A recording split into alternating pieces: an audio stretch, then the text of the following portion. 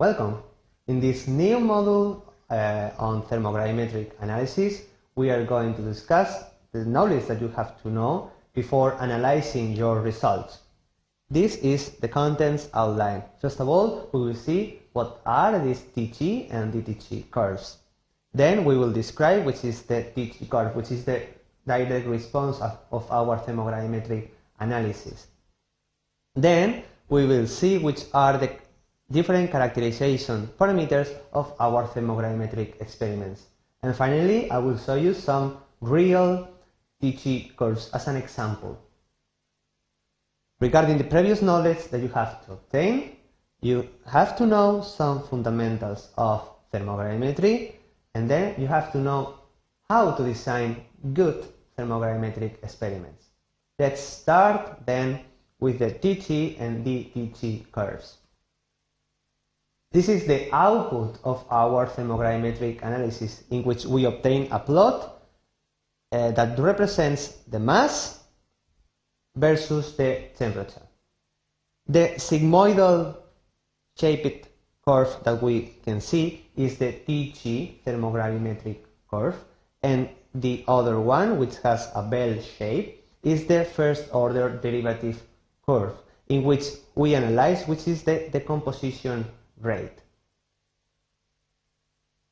Let's start playing with these TG curves.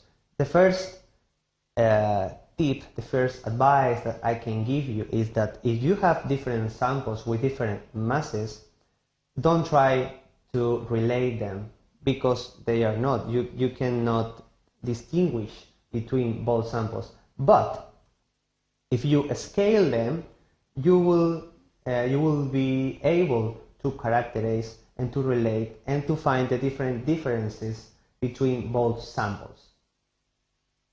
So once our plots are scaled, let's see how to interpret the results that we see.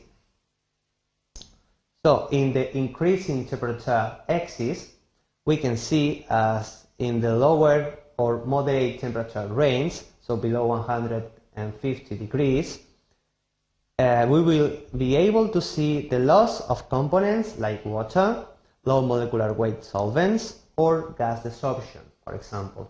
If we increase this temperature between 150 and 250 Celsius degrees, we will be able to see the loss of low molecular weight compounds such as different additives, crystallization water, plastifiers, or first decomposition products of our polymer.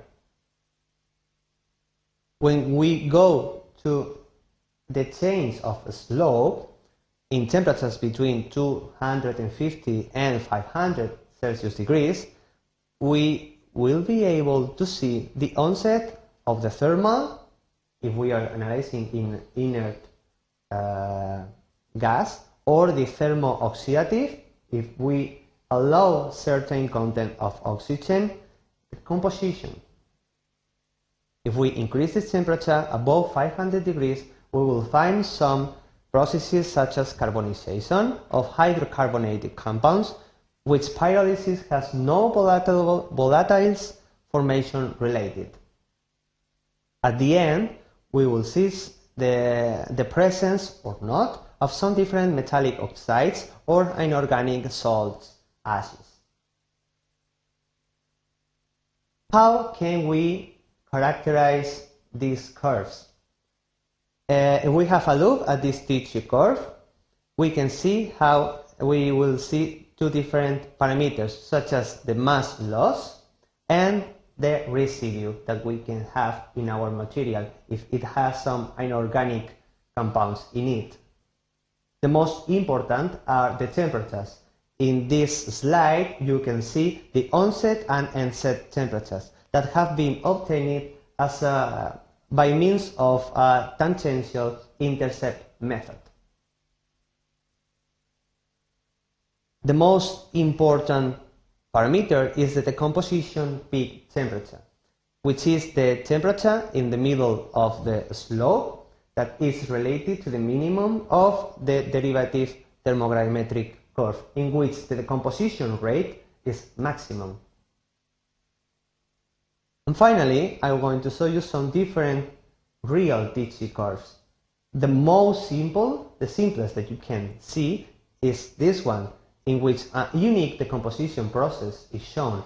But it's very common to obtain different TG curves in which 2 or more decomposition processes can be found. So keep in mind what we have seen along this presentation. First of all, we've seen which is the information recorded after a TGA experiment, which are the TG and DTG curves. Then we have given you an advice. You have to normalize the curves by the mass of the sample in order to compare different results for different samples or materials. Then the main characterization parameters are the mass loss, the onset, and peak temperatures. And finally, don't forget that it is possible to study different materials with more than one single decomposition process. Now it's your time to apply all this knowledge in your analysis.